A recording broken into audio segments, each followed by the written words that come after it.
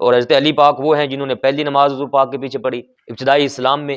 اور پھر آخری وقت تک حضور پاک کے ساتھ رہے ہیں۔ حضرت علی پاک وہ ہیں جو مکہ پاک کی زندگی کو بھی سمجھتے ہیں اور مدینہ پاک کی زندگی مبارک کو بھی سمجھتے ہیں،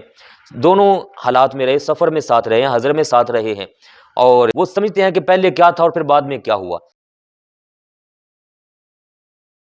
کہ بعد لوگ دیکھے گئے یہاں ہاتھ رکھ لیتے ہیں، بعد یہاں رکھ لیتے ہیں، اور سمجھتے ہیں کہ جناب ہم نے حدیث پاک پر عمل کر لیا، اور اپنے ماننے والوں کو بھی وہ غلط گائیڈ کر رہے ہوتے ہیں اور غلط بتا رہے ہوتے ہیں۔ تو ہرگز یہ طریقہ سنت نہیں ہے۔ حضرت علی رضی اللہ تعالیٰ عنہ بھی رسغ پر ہاتھ کو رکھا کرتے تھے، اور رسغ میں نے بار بار بتایا یہ جوڑ ہے، بالکل یہی طریقہ امام بخاری علیہ رحمہ نے بھی روایت فرمایا۔ دیکھیے بخاری شریف آپ کے سامنے ہے،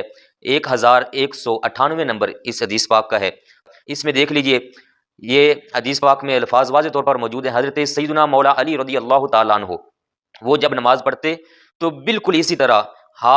دائیں ہاتھ کو اپنے بائیں ہاتھ کے رسغ پر رکھا کرتے تھے، اس جوڑ پر رکھا کرتے تھے، وہی طریقہ جو پیارے نبی اکرم صلی اللہ علیہ وآلہ وسلم سے میں نے ابھی آپ کو سنایا۔ حضرت مولا علی رضی اللہ تعالیٰ عنہ بھی وہی طریقہ اپناتے تھے، بالکل وہی طریقہ، اور اسی طریقے سے آپ یہ ہاتھ مبارک کو رکھا۔ ابو داؤد شریف کے اندر بھی واضح الفاظ کے ساتھ یہ بالکل موجود ہے، وہاں الفاظ ہیں حضرت علی رضی اللہ تعالیٰ عنہ یمسکو شمالہ بیمینہ علی الرسغ، آپ اپنے دائیں ہاتھ کے ساتھ بائیں کو پکڑا کرتے تھے رسغ پر سے، اسی جوڑ پر سے، جو گٹ ہے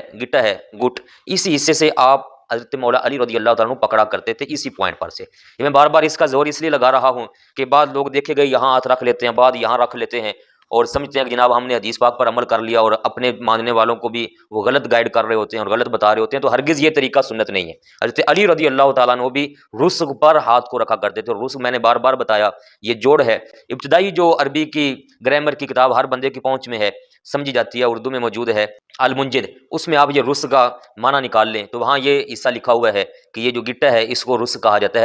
ہاتھ کے حصے میں، اور بند بھی اس کو کہتے ہیں، جس کا یہ جوڑ جس کو کہا جاتا ہے دونوں حصوں کے درمیان کا۔ تو حضرت علی رضی اللہ تعالیٰ عنہ ہاتھ کو یہاں رکھا کرتے تھے، اس حصے پر سے۔ ابو داؤد شریف کے اندر 727 نمبر پر بالکل یہ طریقہ موجود ہے پیارے نبی اکرم علیہ الصلوۃ والسلام کا کہ وعدہ یاد الیمنی علی ظہر کفہ الیسری والرسغ والساعد، وہی جملے اس حدیث پاک میں بھی موجود ہیں۔ وہی روایت جو امام بخاری رحمہ نے نقل کی حضرت سیدنا علی المرتضیٰ شیر خدا رضی اللہ تعالیٰ عنہ کو متعلق، امام بخاری کے استاد ہیں امام ابی بکر مصنف ابن ابی شیبہ والے، انہوں نے بھی اس کو بالکل اسی طرح روایت کیا، کانا علی اذا قام فی الصلاۃ وضع یمینہ علی رسغہ، اپنے دائیں ہاتھ کو بائیں رسغ پر رکھا کرتے تھے، جوڑ پر رکھا کرتے تھے، گٹ پر رکھا کرتے تھے، نہ کہ اس حصے پر یا اس حصے پر یا ادھر رکھتے تھے، بلکہ گٹ پر رکھتے تھے، اس حصے پر۔ اور فرمایا فلا یزال کذلک حتی یرکع متی ما رکع، فرمایا حتیٰ کہ وہ اسی طرح ہی رکھتے تھے یہاں تک کہ وہ رکوع میں تشریف لے کر جاتے، جب رکوع میں جاتے تو پھر اپنے ہاتھوں کو کھولتے، ورنہ رکوع سے پہلے تک وہ ایسے ہی رکھتے تھے۔ تو حضرت مولا علی رضی اللہ تعالیٰ عنہ آل پاک میں سے ہیں، تو ان کا طریقہ یہ ہے کہ وہ ہاتھ کو باندھتے ہیں، ہاتھوں کو کھولتے نہیں ہیں۔ یہ ساری روایات حضرت علی سے جو آ رہی ہیں، اور پھر وہ ہاتھوں کو باندھتے ہیں تو اس حصے پر سے باندھتے ہیں۔ اب پھر اس کے بعد ایک اگلا مسئلہ آتا ہے کہ اس طرح سے ہاتھ کو پکڑ کر رکھ کے ہاتھ پر، تو وہ جسم کے کس حصے پر باندھنا ہے؟ ناف کے نیچے باندھنا ہے، ناف پر باندھنا ہے، یا تھوڑا اس سے اوپر باندھنا ہے؟ یہ پوائنٹ کون سا ہوگا جسم کا، کون سا حصہ ہوگا جہاں پر ہاتھ کو باندھنا ہوگا؟ اس کے متعلق یہ میں آپ کے سامنے روایت رکھ رہا ہوں، امام بخاری کے استاد ہیں یہ بھی، حضرت امام احمد بن حنبل علیہ رحمہ، حدیث پاک کا نمبر ہے 1540۔ فرماتے ہیں حضرت علی رضی اللہ تعالیٰ عنہ کا اپنا یہ فرمان ہے، روایت ہے ان سے کہ ان من السنۃ فی الصلاۃ وضع الاکف علی الکف تحت السرۃ، فرمایا کہ سنت یہ ہے، پیارے نبی اکرم صلی اللہ علیہ وآلہ وسلم کی سنت یہ ہے، دائیں ہاتھ کی جو ہتھیلی بائیں ہاتھ کی ہتھیلی کی پشت پر رکھنی ہے، اس کو رکھ کے تحت السرۃ، ناف کے نیچے رکھنا ہے۔ سرہ کہتے ہیں ناف کو، تحت کا معنی ہوگا نیچے، ناف کے نیچے اس کو رکھنا ہے۔ یہ ہے وہ سنت مبارکہ جو حضرت علی المرتضیٰ شیر خدا رضی اللہ تعالیٰ عنہ نے پہلے دن سے پیارے آقا کریم علیہ الصلوۃ والسلام کے ساتھ رہ کر دیکھی ہے، اور آخری وقت تک حضرت مولا علی آپ کے ساتھ رہے ہیں۔ تو انہوں نے دیکھا کہ سنت مبارکہ میں جو عمل ہے وہ یہ ہے کہ تحت السرۃ، ناف کے نیچے ہاتھوں کو رکھا جائے۔ اور بالکل حضرت مولا علی رضی اللہ تعالیٰ عنہ کی اس روایت کی تائید حضرت سیدنا وائل ابن حجر رضی اللہ تعالیٰ عنہ کے اپنے بیان سے بھی ہوتی ہے۔ وہ فرماتے ہیں کہ میں نے خود دیکھا ہے، رأیت النبی صلی اللہ علیہ وآلہ وسلم وضع یمینہ علی شمالہ فی الصلاۃ تحت السرۃ، فرمایا حضور اقدس علیہ الصلوۃ والسلام نے اپنا دایاں ہاتھ مبارک بائیں پر جب رکھا، اور پھر اس کو جب نماز میں باندھا تو وہ تحت السرۃ باندھا، ناف کے نیچے باندھا تھا۔ اور پھر حضرت سیدنا ابو ہریرہ رضی اللہ تعالیٰ عنہ سے بھی یہ والی روایت موجود ہے، ابو داؤد شریف کے اندر، حدیث پاک کا نمبر ہے 758۔ فرمایا اخذ الاکف علی الکف فی الصلاۃ تحت السرۃ، یہ حضرت ابو ہریرہ کے الفاظ ہیں رضی اللہ تعالیٰ عنہ۔ کہ تحت السرہ، ناف کے نیچے جو ہے، یہ اصل میں صحیح درست اور سنت طریقہ ہے کہ ناف کے نیچے ہاتھوں کو باندھا جائے۔ اور پھر ابو داؤد شریف ہی کے اندر 756 حدیث پاک کا نمبر ہے، جس میں یہ واضح موجود ہے حضرت علی رضی اللہ تعالیٰ عنہ کا وہی والا فرمان کہ حضور پاک علیہ الصلوۃ والسلام کی سنت یہ ہے کہ ہاتھ کو ہاتھ پر جب رکھنا ہے تو اس کو تحت السرہ رکھنا ہے۔ امام ترمذی علیہ رحمہ نے اس پر بڑا خوبصورت صحابہ اکرام علیہ رضوان کی ایک پوری جماعت کا جو طریقہ ہے وہ روایت کیا، فرمایا کہ یہ حدیث پاک آپ کے سامنے ہے، فرماتے ہیں وَرَأَى بَعْضُهُمْ أَن يَضَعَهُمَا فَوْقَ السُّرَّةِ، کچھ صحابہ کرام کا یہ بھی موقف ہے کہ ناف پر باندھنے ہیں، ناف کے بالکل اوپر، اور وَرَأَى بَعْضُهُمْ أَن يَضَعَهُمَا تحت السُّرَّةِ، اور کئیوں کا یہ موقف ہے کہ تحت السُّرَّہ باندھا جائے۔ تو یہ اصل میں اب آخری یہ جملہ سنیے گا، وَكُلُّ ذَلِكَ وَاسِعٌ عِندَهُمْ، فرمایا یہ ان کے نزدیک وسعت والا کام ہے، اس میں کوئی اتنا بڑا مسئلہ نہیں ہے کہ بالکل ناف کے نیچے ہاتھ کو رکھنا ہے یا ناف پر رکھنا ہے، اس میں وسعت موجود ہے۔ اس میں جو تطبیق ہے نا، جو بڑا پیارا علماء کرام ارشاد فرماتے ہیں کہ بہترین طریقہ ہے کہ جو بندہ بھاری بھرکم نہیں ہے، اس کا پیٹ بالکل درست ہے، صحیح ہے، آگے بڑا ہوا نہیں ہے، وزن اس کا اتنا زیادہ نہیں، ناف کے نیچے باندھنا اس کے لیے بالکل ایزی ہے، آسان ہے، تو وہ پوری مکمل سنت مبارکہ کے مطابق ناف کے نیچے ہاتھ رکھے، دونوں ہاتھوں کو اس طریقے سے باندھ کر ناف کے نیچے باندھ لے۔ اور جو تھوڑے وزن والا ہو، جس کا پیٹ تھوڑا بڑا ہوا ہو، تو اس کے لیے اگر ناف کے نیچے بالکل باندھنا دشوار ہے تو وہ ناف پر باندھ لے، اگر وہاں بھی ہاتھ رکھنا مشکل ہے تو ناف کے اوپر بھی رکھ سکتا ہے۔ تو یہ وہ طریقہ ہے جو ہاتھ کو باندھنے کے متعلق آتا ہے۔ تو اب ان ساری حدیث طیبات کا خلاصہ جو ہے وہ یہ ہوگا، پہلے نمبر پر ہاتھوں کو باندھنا ہے، کھلا نہیں چھوڑنا، دوسرے نمبر پر دائیں ہاتھ کی جو ہتھیلی ہے اس کو رکھنا ہے بائیں ہاتھ کی اس پشت پر، یہاں رکھ کر چھنگلی چیچی اور انگوٹھے سے بنانا ہے ہلکا، اس کو پکڑ لینا ہے اور تینوں انگلیاں اوپر رکھ دینی ہے۔ اس طریقے سے ساری حدیث طیبات پر عمل ہوگا، اور یہ انداز اپنا کے پھر تحت السرہ رکھ لیں ناف کے نیچے، یا جو بھاری جسم والے ہیں وہ ناف پر رکھ لیں، ناف سے تھوڑا اوپر رکھ سکتے ہیں جس طرح ان کو ایزی لگتا ہے۔ تو یہ بہترین طریقہ ہے ہاتھ کو باندھنے کا۔ اور حضرت علی پاک وہ ہیں جنہوں نے پہلی نماز حضور پاک کے پیچھے پڑھی ابتدائی اسلام میں، اور پھر آخری وقت تک حضور پاک کے ساتھ رہے ہیں۔ حضرت علی پاک وہ ہیں جو مکہ پاک کی زندگی کو بھی سمجھتے ہیں اور مدینہ پاک کی زندگی مبارک کو بھی سمجھتے ہیں،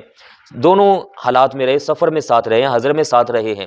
اور وہ سمجھتے ہیں کہ پہلے کیا تھا اور پھر بعد میں کیا ہوا۔ جب خود اپنی نماز وہ پڑھتے ہیں اور اپنے ساتھیوں کو نماز سکھاتے ہیں، پڑھنا سکھاتے ہیں مولا علی رضی اللہ تعالیٰ عنہ، تو وہاں وہ رفع الیدین صرف اور صرف پہلی تکبیر میں سمجھاتے ہیں کہ تکبیر تحریمہ کے ساتھ رفع الیدین ہے، باقی پوری نماز کے اندر کہیں بھی رفع الیدین نہیں ہے۔ یہ حضرت مولا علی فرما رہے ہیں، طریقہ ارشاد فرما رہے ہیں، سکھا رہے ہیں نماز، جو حضرت علی نے نماز سکھائی وہ نماز اس طرح کی ہے۔ اب یہ حدیث پاک ذرا سنیے، اس کے راوی ہیں حضرت سیدنا مولا علی شیر خدا رضی اللہ تعالیٰ عنہ، بالکل صحیح روایت ہے، اور یہ حدیث پاک ابو داؤد شریف میں 744 نمبر پر موجود ہے۔ حضرت سیدنا علی رضی اللہ تعالیٰ عنہ رفع الیدین والی یہ جو نماز کا طریقہ ہے یہ سارا بیان کرتے ہوئے فرماتے ہیں کہ رکوع میں جاتے ہوئے بھی رفع الیدین ہوا اور رکوع سے اٹھتے ہوئے بھی رفع الیدین ہوا، لیکن ساتھ ہی فرمایا کہ جب آپ صلی اللہ علیہ وسلم بیٹھنے کی حالت میں ہوتے تھے تب بھی آپ رفع الیدین نہیں کرتے تھے، اور جب 2 سجدے کر کے اٹھتے تھے پھر رفع الیدین ہوتا تھا۔ یہ پہلے یہ سارا معاملہ رفع الیدین کرنے والا جو ہے یہ اس طریقے سے حضرت علی رضی اللہ تعالیٰ عنہ فرما رہے ہیں کہ ہوتا رہا ہے، لیکن یہی حضرت مولا علی شیر خدا رضی اللہ تعالیٰ عنہ جب پرانا طریقہ بیان کرتے ہیں تو روایت یہ سناتے ہیں کہ ایسا ہوا ہے،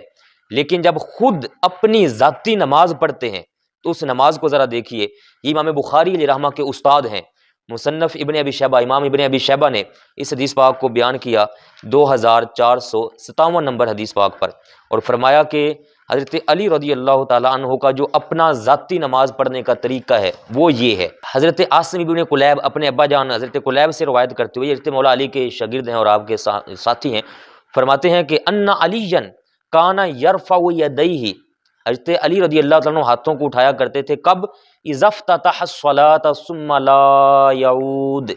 جب نماز شروع فرماتے تب رفع الیدین فرمایا کرتے، لیکن اس کے بعد پھر لا یعود، دوبارہ پوری نماز کے اندر حضرت مولا علی شیر خدا رفع الیدین نہیں کرتے تھے۔ اب حضرت علی رضی اللہ تعالیٰ عنہ سے جب یہ روایت آ رہی ہے،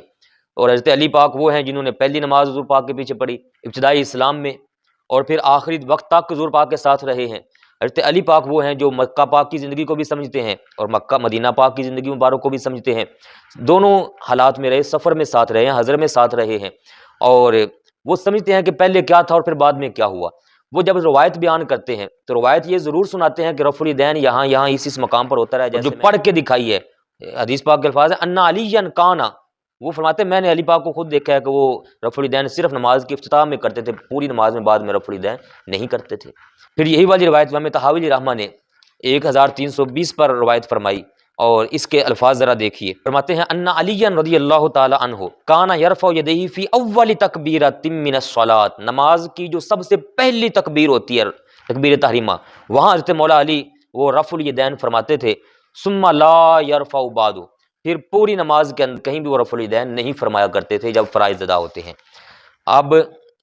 اس سے بھی تائید مل گئی کہ حضرت مولا علی نے روایت بیان کرنے میں تو طریقہ بیان کیا تھا، لیکن جب خود پڑھتے ہیں تو وہ رفع الیدین نہیں فرماتے۔ اسی طرح ایک اور روایت کہ جو حضرت مولا علی شریک خدا رضی اللہ تعالی عنہ نے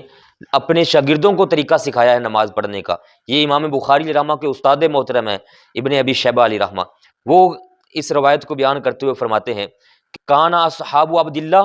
و اصحاب علی، حضرت عبداللہ ابن مسعود رضی اللہ تعالیٰ عنہ کے بھی شاگرد اور حضرت علی پاک رضی اللہ تعالیٰ عنہ کے بھی شاگرد جتنے بھی ہیں، فرمایا لا یرفعون ایدیہم الا فی افتتاح الصلاۃ، فرمایا پہلی تکبیر کے علاوہ، تکبیر تحریمہ کی ابتدا جو ہوتی ہے جہاں سے نماز کی، اس کے علاوہ حضرت علی پاک اور حضرت عبداللہ رضی اللہ تعالیٰ عنہ کے شاگرد کہیں بھی رفع الیدین نہیں فرماتے تھے۔